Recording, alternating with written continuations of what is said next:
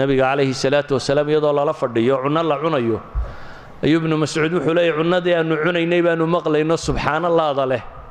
iyadoo la cunayay tasbiixsanaysay buu leeyahay cunnadu waa min mucjizaati rasuuli illaahi sala allahu calayh waalihi wasalam bal abu darr alghifaariy radia allahu canhu waardaa baa wuxuu leeyahy xadiidka tabraani warinaya sheekh alalbaanina saxiixa ku tilmaamay ibn alxajar alcasqalaani inuu leeyahy rijaalkiisoo dhamme waa hiqaat innii shaahidun cinda annabiyi sala allahu calayh waalihi wasalam fii xalqa goob baan la fadhiyey buu yidhi nabiga calayhi salaatu wasalaam uu gacanta ku haya buu yidhi xasa qururux buu gacanta nebigu ku haya calayhi salaatu wasalaam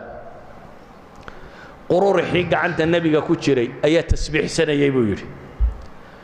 dadka meesha fadhiya waxaa ka mida buu leeyahay abubakar iyo cumar iyo cali iyo cuhmaan baa ka mida buu tilmaamaya dadkoo dhammi way maqlayeen qururuxaasi tasbiixsanaya dabeetana nebigu calayhi salaatu wasalaam qururuxii gacantiisa ku jiray dhagxantii yaryareed ee gacantiisa ku jirtay oo subxaan allah leh ayuu abibakar u dhiibay abibakar markii loo dhiibayna tasbiixdii way socotay sidii bay u tasbiixsadeen dabeetana abibakar nebigu ku soo celiyay iyadoo tasbiixsanaysa